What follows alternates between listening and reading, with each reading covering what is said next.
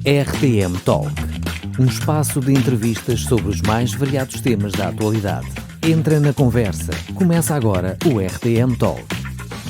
Estamos de volta com o RTM Talk, o programa de entrevistas da RTM Portugal. Eu sou o Levi Simões e hoje estou à conversa e vou estar com o ex-jogador de futebol e empresário Luís Vidigal. Ele foi campeão pelo Sporting, passou por grandes clubes italianos como Nápoles, Livorno e Udinese. Claro, vestiu também a camisola da nossa seleção. Antes de mais, Luís, como é que estás? Obrigado pela tua disponibilidade. Está tudo bem? Tudo maravilha. Pronto. Levi, um prazer enorme estar aqui. Uma alegria falar contigo. Tenho acompanhado de perto a tua vida, digamos assim, tanto no futebol como a nível... porque agora até és comentador também, não está aqui escrito, mas é verdade. Uma experiência interessante, não? Como é que estás a sentir nesse papel? Muito interessante, Levi. Eu já estive inclusive na rádio, então é fantástico perceber que há a capacidade das pessoas te reconhecerem distâncias enormes, continentes, por exemplo, a África, uma experiência rápida, claro, de um contacto que eu fiz telefonicamente para a África e que a pessoa me reconheceu pela voz, porque eu comentava também numa rádio, na na rádio portuguesa, exatamente. E ele ouvindo em África, Angola, reconheceu-me pela voz, sem eu me apresentar. Ele disse: eu sei com quem estou a falar. Eu disse: não. Eu ouço muitas vezes. Espetacular. Sim, a rádio tem esse lado, não é? Exatamente. Muito bem. Então, vamos falar um pouco sobre o início da tua história. Tu nasceste em Angola, não é? Depois tornas-te conhecido no futebol português. Com quantos anos vieste para Portugal? Com 2 anos. Portanto, estamos a falar de 75. Bem novinho. Bem novinho.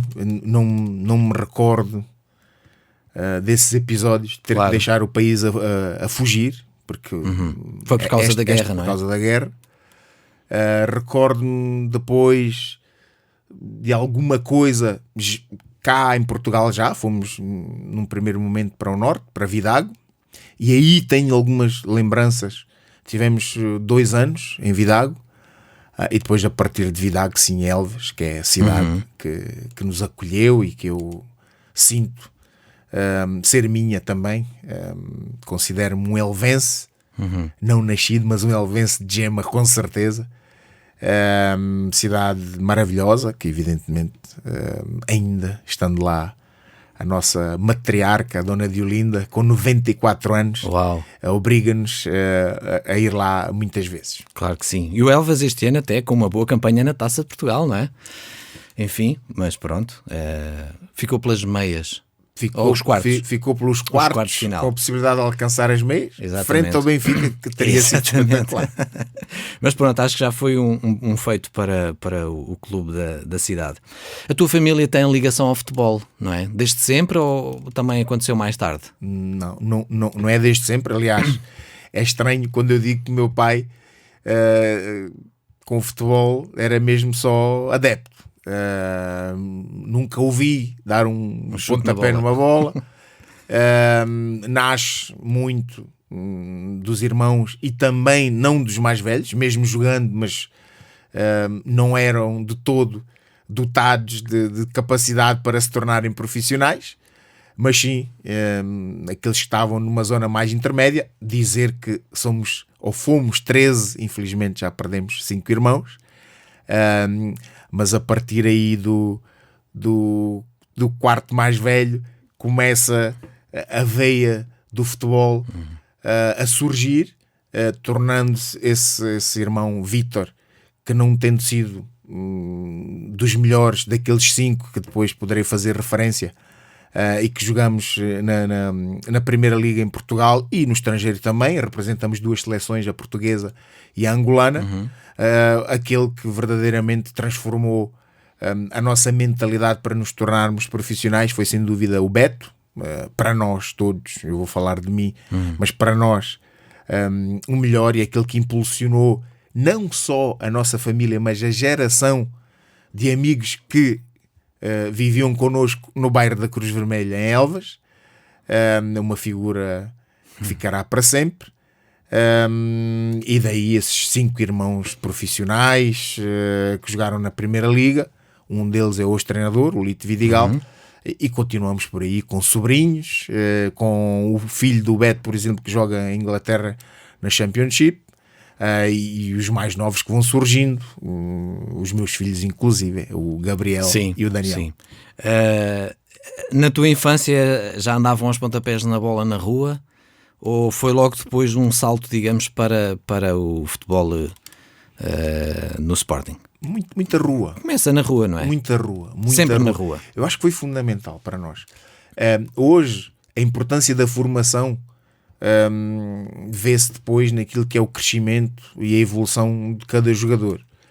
E quando tu não tens essa formação, tu tens que ter algo mais. Então, nós crescemos a competir com várias idades. Nós jogávamos no bairro, mas eu podia ter 6 anos, mas estava a jogar com alguém com 16 e um adulto até com 22 ou 23. E então, o importante era ter um número em que pudesse jogar um contra o outro. E não interessava a idade. E isso obriga-te a crescer. Tu tens que arranjar ferramentas para conseguir estar a competir naquele meio difícil e complicado. Então, a formação não te dá isto. Nós não tendo formação em Elvas, nós crescemos muito à custa daquilo que o bairro nos obrigava a crescer. Naturalmente tivemos a oportunidade depois de nos formar num clube como o Elvas, que não tendo as condições dos grandes clubes portugueses, ainda assim, com 2 treinos semanais, nos permitiam estar num ambiente mais organizado e ajudou-nos bastante a crescer. Como é que é depois a ida para o Sporting? É um salto grande, não é? Foste visto por alguém e estavas no Elvas e depois... É um salto gigante. É interessante que fica aqui até um conselho, Levi, porque hoje os jovens desistem muito cedo e só se preparam para os momentos em que são avisados que poderá acontecer alguma coisa. E a vida, ela está cheia de oportunidades. E quando tu menos esperas, ela está lá e depois dizes, se eu soubesse. Não, tens que estar sempre preparado. Eu acho que hoje há mais oportunidades do que se calhar no teu tempo. Sem dúvida. Criança, tens que estar sempre jovem. preparado. Sempre preparado. Portanto, a ida para o Sporting, longe de eu pensar sequer que um dia poderia representar um clube daquela dimensão, começa na forma de ser e de estar de um menino que acreditava muito nas suas capacidades e que esperava um dia ser profissional de futebol, tendo conseguido atingir isso no Elvas. A gratidão enorme de poder representar aquele clube entregava-se a 100% em cada jogo e em cada treino. E, por incrível que pareça, num final da época, com os objetivos já alcançados, num jogo que valia o que valia, o Luís Vidigal estava a jogar como se fosse a final da Champions League. E há um treinador que está a ver esse jogo e eu, sem saber, longe sequer de imaginar que esse treinador pudesse estar lá, Carlos Manuel, na altura treinador do Estoril, porque há uma passagem ainda pelo Estoril, que vai para observar um outro jogador, esse outro jogador, meu irmão Tony, mais novo, e que no final diz, mas aquele ali também eu levo capaz, também é capaz. Uma dor de cabeça para a Dona Diolinda, para a minha mãe, foi uma luta a convencê-la a deixar os filhos irem ou saírem de casa para Lisboa, mas aconteceu. E depois nesse mesmo ano do Estoril, numa fase ainda muito prematura também, num jogo amigável com o Sporting, que alguém vê qualidades no Luís Vidigal para um dia poder representar o Sporting. Muito prematura, estamos a falar de início da época, setembro, por aí. Setembro. Final da época, eu fico a saber que eu fui observado a época toda para perceberem se eu tinha condições para poder representar o Sporting. Então, eu sem saber, se eu não desse o litro, se eu não tivesse preparado sempre, eu teria perdido uma oportunidade. Exatamente. Portanto, fica aqui. É uma boa dica, não é? Depois vais para a Itália, jogaste 8 anos, não é? Hoje em dia, talvez, digo eu, a adaptação fosse diferente, mas naquela época deve ter sido bem difícil, não é? É duro. Porque não tinhas redes sociais, não tens... A comunicação é diferente, o conhecimento do mundo é totalmente diferente. Como é que foi esse salto? É duro. Para já, o nível competitivo da Série A italiana, a postura defensiva que o jogador estrangeiro é olhado, na verdade, rapidamente consegui conquistar os colegas, porque a minha maneira de ser e de estar, entregando-me à causa, defendendo ao mesmo nível ou até superior àqueles que eles defendiam, a camisola que vestiam, cedo se aperceberam, não, este é um dos nossos e este quer ajudar. Então houve alguma facilidade para ser acolhido como um deles. Mas eu senti isso no início, eu senti olhado de lado, com muita desconfiança. Isto é nosso, e se tu queres estar aqui tens que provar mesmo que podes ficar.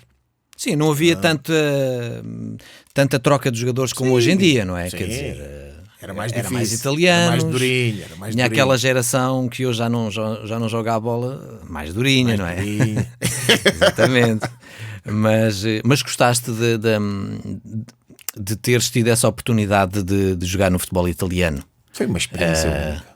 É muito diferente do português, não é? Pelo menos é o que eu ouço. Sim, para já estamos a falar de um nível muito superior. A qualidade das equipas, a todos os níveis. Jogaste contra Maldini, Baresi... Sim, esses craques todos, esses campeões. Pirlo. Alessandro Del Piero, os Inzaghi, os craques todos, claro. para não falar dos estrangeiros. Exatamente, que também já estavam os lá. Ronaldos Fenómenos, os Kakás, os Rui Costas, colegas daqui da seleção. Os Batistutas, enfim, todos os craques que na altura era verdadeiramente a Itália que os acolhia. Claro. Tive o privilégio de os defrontar. Muito bem. Representaste também a seleção portuguesa, lembro-me, acho eu, em 96, Inglaterra, Campeonato da Europa. Sim, eu lembro-me desse campeonato, mas... Sim, aí é Olímpicos, Jogos Olímpicos, que coincidem com o Campeonato da Europa. E depois Euro 2000, esse fatídico Euro em que a mão de Abel Xavier nos traiu e estaríamos na final, mas são as regras. São coisas que acontecem. O que é que um jogador sente, ou o que é que tu sentiste ao representar a seleção? É diferente do clube? Em quê? É patriótico? É orgulho nacional? É um orgulho enorme. É a sensação, é que no clube tu estás a representar X%. Claro. E na seleção estás a representar um país. Estás a representar o país. É um orgulho enorme. Eu tive o privilégio de fazê-lo por várias vezes e em várias competições. E é um sentimento que te preenche. A responsabilidade que tu tens de defender os teus. Defender os teus. O todo. Não apenas uma parte. E é espetacular. E depois quando tens também a felicidade de estar num dos melhores grupos de sempre, com jogadores no auge da sua maturidade, com grande qualidade e capacidade, e que confirma de facto tudo aquilo que tem sido a nossa seleção desde essa altura. Tu sentes que fizeste parte de algo muito especial, mesmo não tendo conquistado esse título. Felizmente, por esse trabalho realizado, mais tarde conseguimos conquistar esse europeu e já felizmente, uma Copa das Nações, o que para Portugal é e estamos todos na expectativa de ainda conseguir um Mundial em breve. Mas quem sabe? Vamos ver. Nunca pensaste em ser treinador? Não posso dizer que não. Não posso dizer que não. Lá no fundo, mas sempre a dizer que pensei, mas sempre a defender que não deveria. E por uma razão muito simples.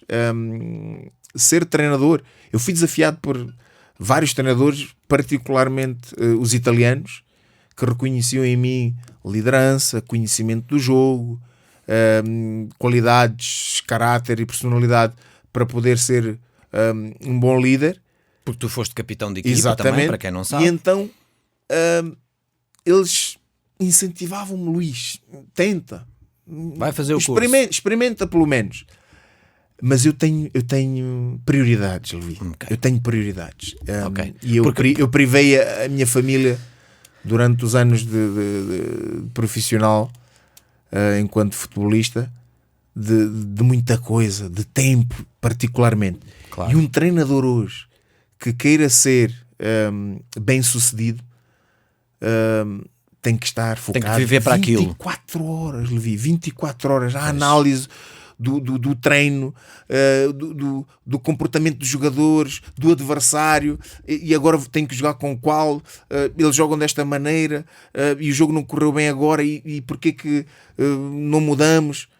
E é uma dor de cabeça. E claro, a família fica de parte. Aliás, é sintomático a quebra de relação entre treinadores e a família, particularmente a esposa, porque não há tempo para alimentar essa relação familiar. Ou a esposa está preparada para isto e adapta-se e aceita, claro, ou então é complicado. E corre sempre o risco de ir para o estrangeiro também, não é? Exatamente. Então, eu não coloquei nunca essa possibilidade, e não te posso dizer que nunca me passou pela cabeça, porque em alguns momentos sim, claro, mas a prioridade é a família, então... Ótimo, que bom. Completamente ao lado. Exatamente, isso é um valor incalculável, não é? E por falar em valores, vamos aqui também entrar na parte da fé. Tu és um homem de fé, cristão. Quando é que isto acontece na tua vida? Já desde sempre ou só mais tarde? Como a grande maioria, a crescer num lar católico, porque é mais ou menos aquilo que toda a gente... Claro. Não fiz a catequese. Talvez o futebol, tendo chegado cedo, ainda menino, me tenha impedido de poder estar aos domingos a participar nestas reuniões, mas tem um lado que é a educação dos pais, que somos gratos, não apenas eu, mas todos os meus irmãos, que foram tremendos, mesmo tendo em conta as dificuldades. Aquilo que nós somos tem muito a ver com aquilo que eles nos deram, sem dúvida alguma. Eu fui tendo um comportamento sempre exemplar, entre aspas, que me fazia pensar que era suficiente aquilo que eu era e aquilo que os meus pais me tinham ensinado. Num desafio depois, já na altura, num final da época, no Estoril, em que participei em algumas reuniões de atletas de Cristo, no apelo a se alguém gostaria de aceitar esta relação próxima com Cristo, eu fui levantado da cadeira, literalmente fui levantado da cadeira por alguém, pelo Espírito Santo, para ir ao encontro desta relação que já dura umas belas décadas, e em boa hora, porque a minha vida transformou-se a partir daí. Como é que tu olhas para e como é que conciliaste os valores cristãos com o mundo do futebol? Porque sabemos que nem sempre as coisas são talvez como tu foste educado em casa. Como é que se faz este balanço no dia-a-dia, não é? Lidando com pessoas que podem até querer nos desviar, claro, de alguma coisa. Não é fácil, como deves imaginar. Alguns ensinamentos, este é outro lado importante, é tão bom. A palavra de Deus fala sobre isso, a importância dos anciãos. É tão bom nós... Conselho de anciãos à sabedoria, não é? É verdade, é tão bom nós perguntarmos. Alguém que já experimentou, que já viveu. E alguns dos conselhos foram sempre: Luís, apresenta-te quando chegares. Diz quem és. Diz no que acreditas. E isso vai facilitar. Porque se nós chegamos em algum lugar e as pessoas não sabem quem nós somos, eles vão colocar-nos em situações difíceis que depois nós vamos ter dificuldades para sair delas. Então, nós chegamos... Marcas uma posição. Marco uma posição.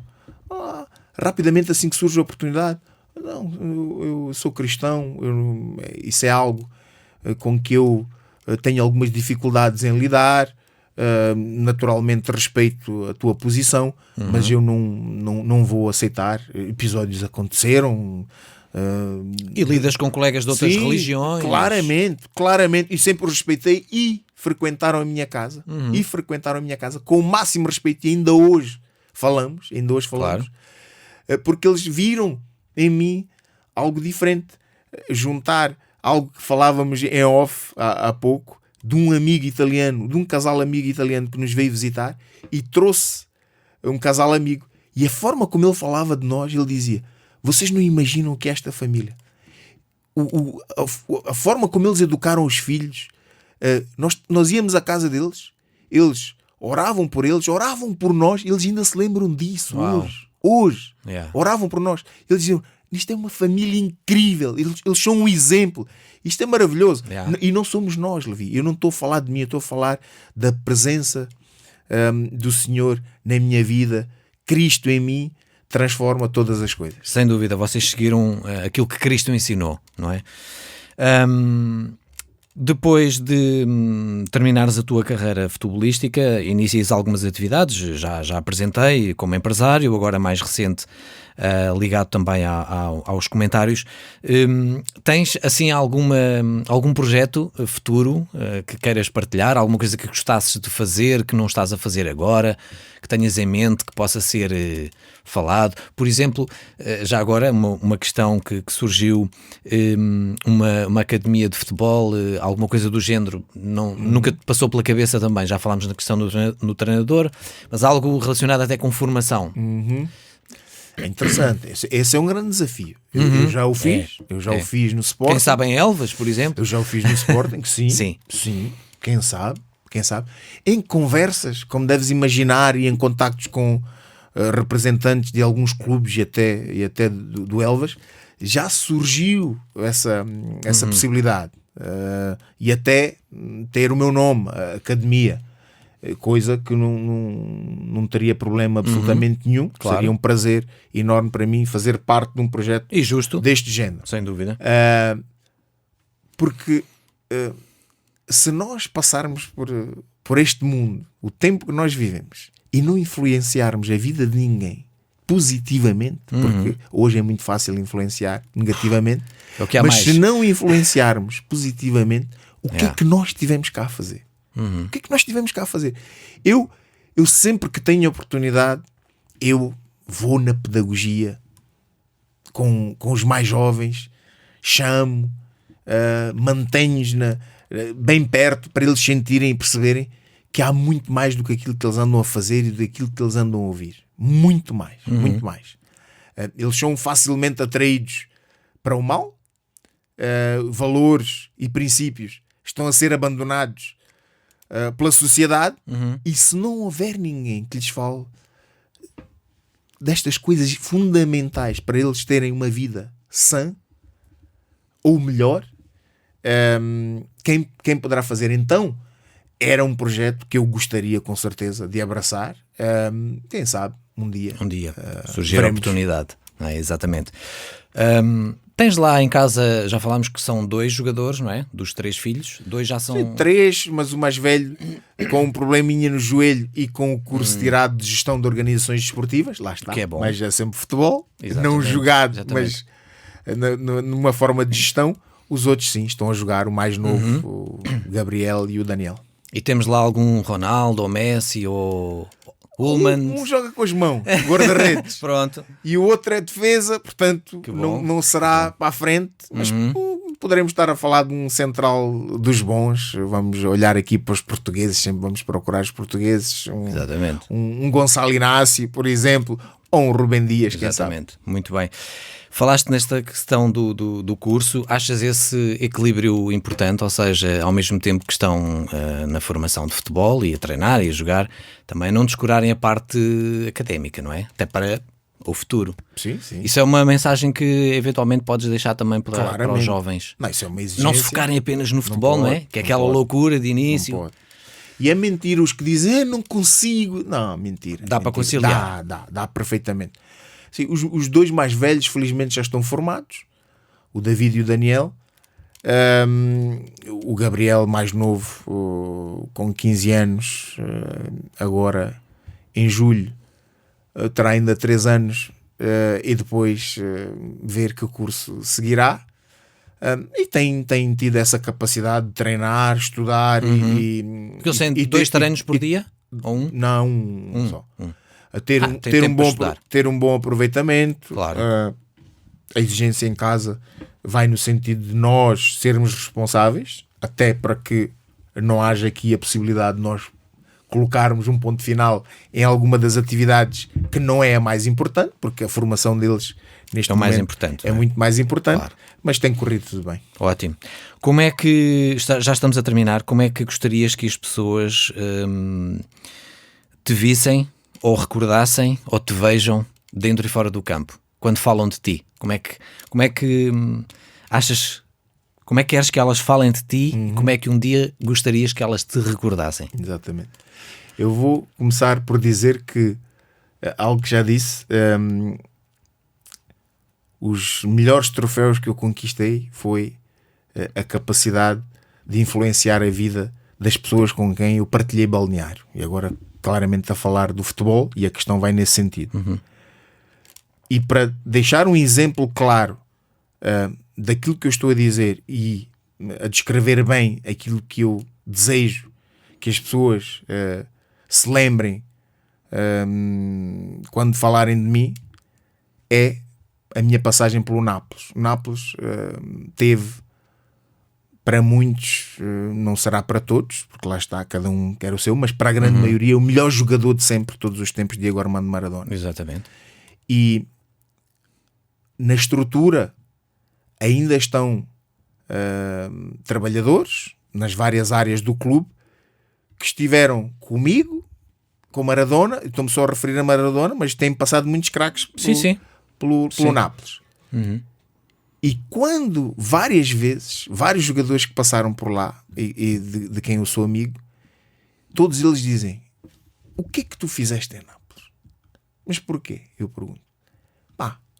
O roupeiro, o Tomaso, o Sassá Carmando, o massagista, eles falam de ti de uma forma incrível. Eles dizem: vocês deveriam seguir o exemplo do Luís. O profissionalismo, o respeito que tinha por todos, pelos colegas, pelos trabalhadores. E essa é a maior vitória que eu posso ter, Levi. Porque depois os títulos, eles enferrujam, desaparecem, passam. Mas isto vai ficando. E os anos vão passando e essa mensagem continua lá. Isto é aquilo que nós podemos influenciar. Esta é a maior transformação que nós podemos dar à vida dos outros. Exemplos nossos e que lhes ajudem também a ser melhores. Uma marca que fica para a vida. Luís, obrigado, foi excelente. Muito bom falar contigo mais uma vez. Privilégio estar aqui. E muito obrigado pela tua disponibilidade. Até à próxima. Até à próxima. Foi mais um RTM Talk, o programa de entrevistas da RTM Portugal. Eu sou o Levi Simões. Continue ligado connosco. RTM Talk, um espaço de entrevistas sobre os mais variados temas da atualidade, na emissão online e nas principais plataformas digitais. RTM. Conhece todos os nossos programas em rtmportugal.org. Uma produção da Rádio Transmundial de Portugal.